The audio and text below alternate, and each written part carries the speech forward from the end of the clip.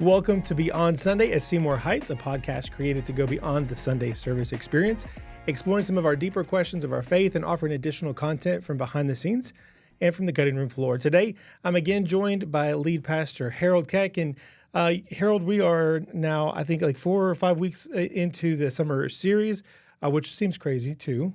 But I wonder, have you had any big takeaways from these last few weeks to share? Well, first of all, it's a pleasure to join you as well, Adam, on this podcast. Always today. glad to have you here. Yes. We're 4 weeks in to this new series looking at 1 John, and so far, I feel like it's been received well. It's, as we said at the very beginning, John is just so cut and dry. It's black and white. I mean, there's no wiggle room, and so I think at times it's been a little bit, how do we take this? This is just so cut and dry. But overall, I think people are enjoying going through the letter. There's a lot of, I guess the best way to think of 1 John is there's a lot of simple words and easy to read, but it's deeper than the initial appearance of words. Yeah.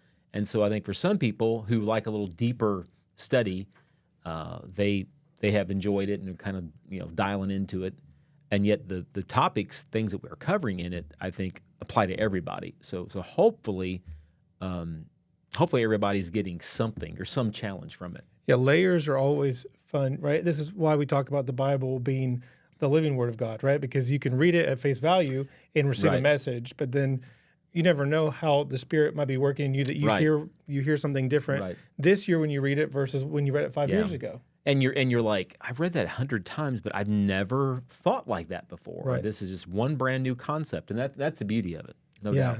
So like I said, we're a few weeks in. So what does it look like for you when you're preparing these messages? And we've got 45 minutes worth of content that you've got to squish down into a sermon. What's that look like when you have stuff left over? It's always a real challenge for me every week of the material you're gathering, so I'm reading through the passage, I'm writing down my thoughts. I have taught 1 John. I realized I've taught 1 John in a class, like a dozen years ago or longer, and so I pulled that notebook out because it's like, okay, it's research for me that I've done in the past, even though I don't remember it. Reading commentary work, and just trying to get it, into my head and as I'm putting things in on paper, and I'm the type that I put all my notes down, then I kind of start typing. And as I type, I am like formulating what I really want to say. So as I go through things, no doubt, like anybody writing a term paper, there are things like, well, I can't use that, or that's too long, or whatever. And that's the part that always pains me as the preacher. It's like, but that's so good. I want to keep that. Yeah. But no, I can't. It either doesn't fit at that moment, or it really is going to get maybe too deep too fast. There's a variety of reasons that you hold off on it, and so that stuff every week is kind of like it gets back in my file folder, but it doesn't necessarily get shared with people, and that's always because making that decision of editing is always a really tough call. And again, especially I'm in a preaching when you're group. editing your own stuff. Editing your own stuff. It's different. You write a book, you write content, you send it to an editor to edit, and you have somebody to blame, the red pen on. But now you're self-critiquing along the way too. What is God trying to use in this? Yeah, and I'm in a preaching group too, so my buddy will be looking at things too, giving me feedback, and then a lot of times too, I'll send it to the staff and say, hey, get some fresh eyes, because that's the key to me, is getting some fresh eyes on it, someone who's not been wrestling with it. And they'll see things that, I'm seeing that connection. They're like, I'm not seeing that connection. So that helps me clarify at times, or come back in and say, okay, I want to move that paragraph here because it just has a better flow if someone's hearing it compared to the way I've been immersed in it. So I don't even see it, the disconnect. Right. And I think that's a takeaway too. And that's a little mini takeaway for this is it's okay to invite other people into your life to help sharpen these things. That's good. Right. Yeah. And it's always good, I think, to get just some fresh eyes on things too. And usually it's it's been Chad or Erica, Jared, and Missy, my wife, to read things and just give me some, just a different lens from which I've been looking at it for the whole time. Yeah, and we talked a few episodes ago about how you sit down, months ahead of time and plan this, and at a higher level. Like, you don't have all the deep right kind of points to this, and so I appreciate you kind of taking us a little step further. But is there ever, and I know the answer to this, but is there ever a time where you use that content for something else? Yes. As I'm editing and kind of setting things off to the side, like, hey, this is not going to go into this sermon. Sometimes it can be used for like a walk group discussion guide or something like that. There might be some things there that can be used in that kind of setting. So at that point, it just kind of stretches or extends your message. It, right? it extends it. Space. I can hand it off to Chad. Hey, Chad, you might think about this or consider that particular question. Just recently, I had the experience where there was something that I really liked. I wasn't sure how to really put it into the message, and for me, actually, it became the focus of our devotion as a staff. And we talked about it, and I kind of gave a handout to everybody and said, let's just kind of walk through that. And the particular thing basically was looking at John's whole concept of this duality. You've got the things of the world and you've got the things of the Father, and looking at how those are compared to one another, compare and contrast. And again, some of the content, could be helpful for the church, but at the same time, it was like I just don't think I can craft it in such a way to make it that available in a sermon. But great for a staff devotion. Yeah. And honestly, I think it would be really good.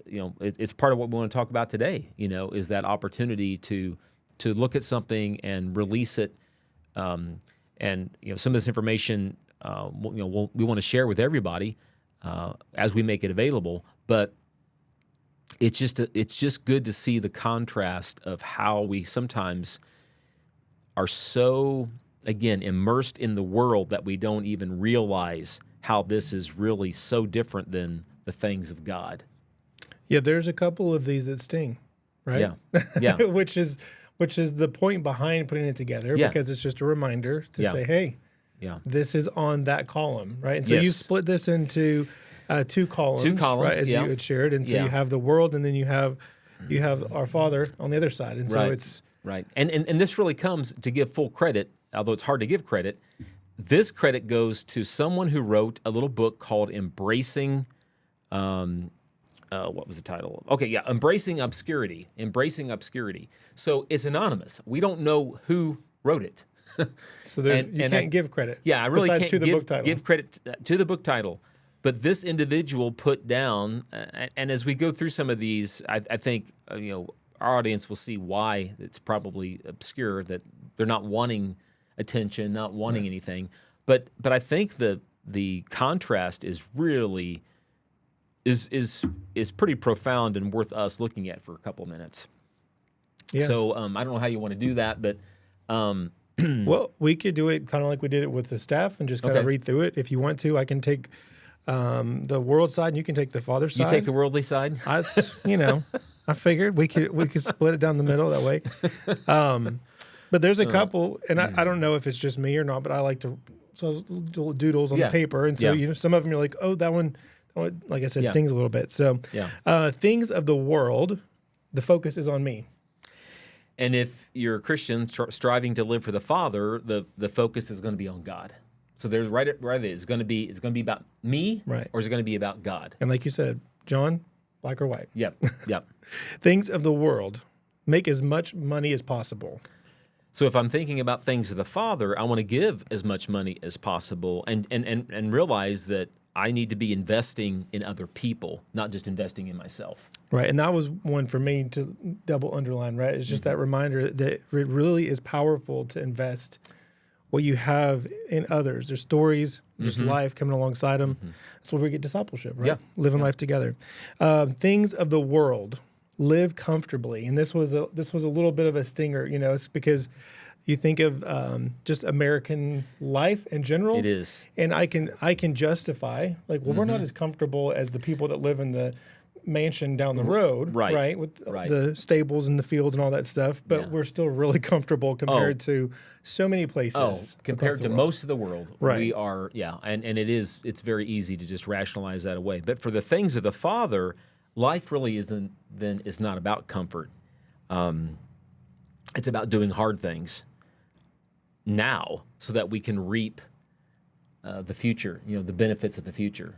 And that section, if I can kind of make a row for those columns there, is that really is seen and lived out in short-term mission trips, especially. Yeah. We think about this trip going to Uganda. You have a group that lives very similarly to how we live, and they're going to Africa where people do not even have clean drinking water all the time. And so we have the group going out to the American Indian Christian Mission again. And that's another one of those opportunities to be like, wow, like I really am a lot more comfortable than I thought I was. Right. So- And you can see how people with much less of material things can still have a smile on their face. They can still have joy in the Lord. Yeah. So things of the world, make a name for yourself. And isn't that challenging? And I want to get attention. I want to get credit. I want to make sure if I do something that somebody knows that I did it. Right. But the things of the Father is, our whole goal is making his name great. And I would say that one jumps back to probably the author here of not wanting to have a name associated with it. But exactly. Yeah, it's still very true. Still stings a little bit. Things of the world, do whatever makes you happy. And the things of the Father is do whatever makes God happiest. Things of the world, teach your children to love themselves and seek self-fulfillment. And the things of the Father is teach your children to love and obey God, understanding that behaving is not always a product that gets blessed. Right. Doing the right thing doesn't always get rewarded. Right. And that's so true that if you can start that young, right, that you know they're going to find those struggles as they progress through school. Right. And to have that to lean back on, you know, that might not be good, that might not feel good, but it was the right thing to do. So that's important. Things of the world, look like a model in a magazine and turn your physical appearance into an idol. Well, you and I don't have to worry about that. Got that right. They don't have enough makeup for this. The things of the Father, treat your body as the temple of the Holy Spirit and cultivate an inner beauty. So again, it's always about God looking on the inside. Right. And we spend so much time worried about the outside. And I mean, we are inundated with why we should be looking at the outside. And that's so hard, especially raising little girls, right? I've got 2 girls. That's hard. Just a reminder, man, it's not about that outer beauty. It's about what God has got inside you. So things of the world, back to this, we've got offer acts of service when you feel like it. I think of that one, if I can pause for a second, like the Starbucks pay it forward. Yeah. Well, today I feel generous. I've got extra $10, you know. Yeah. But today I'll do it. But when you're thinking about things of the Father, it's be a servant when it's uncomfortable or even inconvenient. It's just having that servant heart and mindset that goes with you every place. It's not based on circumstance. Right. And that's when I got to circle around because it's what I have the opportunity to live out every day, right? Going into some really unique places and meeting people in some unique spots in their life. But even though it makes us uncomfortable sometimes, we're still able to be there. Now, this next one is a little stretch too. Things of the world, stay married as long as your spouse meets your needs. Yeah. Again, going back to that focus at the very beginning, the focus is on me. Right. So as long as I'm happy, then, hey, the marriage is okay. But things of the Father is serve your spouse the way Christ modeled servanthood and choose to love him or her for life. And so contrary to how our world does it today, you know, and people, you know, well, if you're not happy, then get out of that situation. Well, that's not how it works. Yeah. They make it sound a lot easier than it is. Yeah. And I think that jumps back up even to the second one, invest yourself in others. Because if you're investing yourself in your kids, as we talked about, and in your spouse, it's about them, right? Yeah. Things of the world come across as powerful, influential, and or interesting. And I marked two of those. I don't feel like I have an interest in power. I'm not looking to be the next president of the United States. However, there's the interesting, I think, is the one that gets me the most. Like, I think it's the idea of being interesting is fun, right? It may be influential. I was like going back and forth on that one. But what do you have on the other side? So the other side, so things of the Father is to, let me find the right, give preference to others in words and actions. So again, it's that deflecting. It's not receiving the attention. It's thinking about others. It goes back to really Philippians 2, the whole idea of Jesus. He did not seek. He came to lay down his life, and to follow that example is, again, it's so challenging not to want a following. Well, and that's the part of this, I think, that maybe had me pausing, right, is being interesting, being attractive in a way that you're able to get God's message through is one thing, because your goal is not about you, right? Being influential, we want to invest in others, we want to influence others in a positive way, but not to follow us or not to make it about us. And so that's that paradigm shift. There's right? that, and then as we know today, there's just a lot of, I mean, the celebrity pastor type thing, the celebrity person who it feeds that ego, it feeds, and Satan understands that whole scheme of how he reels you in toward that. And so that one is, I think, always been challenging to really think about others with not just your words, with your actions. Yeah. A couple more here. Things of the world use worldly wisdom to accrue wealth.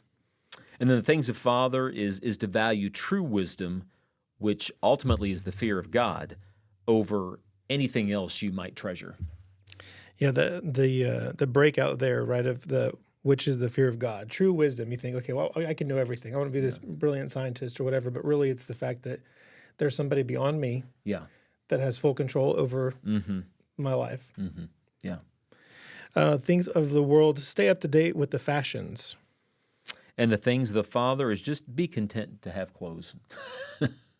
That's the Bible verse right there, right? Yeah. The birds don't worry about what they're going to eat or drink. They're not worried about all that stuff, and just be content with what you've got. Things of the world to stay up to date. Or sorry, that was the one I just did. I apologize. Things of the world, they're passing away. And the things of the Father, they will abide forever. So again, I think it's keeping in. We'll talk about that actually in this message this week of understanding the world never can give what it promises. So yeah, that car, oh, that's awesome. I've got it. And one day it's a scrap of metal. That's all it is. And it doesn't last. And keeping that focus. And the last one here, things of the world, I do the will of the world. And that one, like, not that's what we're trying to do, but you can see that. You can feel that, right? Yeah, we can just be molded and squeezed compared to I do the will of the Father. Right. I think it's the Phillips translation, Romans 12:2. It says, "Don't let the world squeeze you into its mold." Yeah. And really, I mean, it's that we live in this world, so it's hard not to find yourself taking on the form of the world and keeping yourself. I want to do the will of God. Now, I have a weird picture for that one. This is going to take you back to packing lunches for littles. Okay. But they had plastic molds that you could boil an egg and put a boiled egg inside of this mold and then close it, and it would turn into a dinosaur shape or whatever. Some of you have seen that, I'm sure, but it's like literally like squeezed into whatever shape the world wants you to be. And again, we're hit by that message all around, right?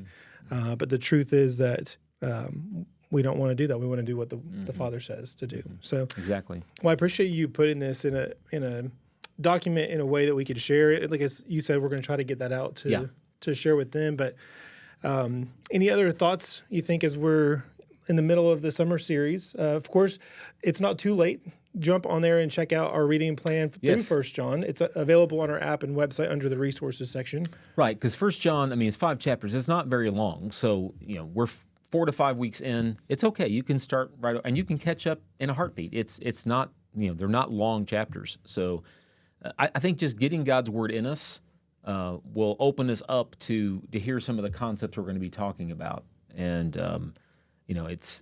there's power in God's word. So just having our spirit open to it and humble before it, I think we might be surprised at all we see that God can work in us. Because ultimately, as John has talked about, it's not about knowing things. Ultimately, it's about doing those things that you should do, and doing those things transforms you, and right.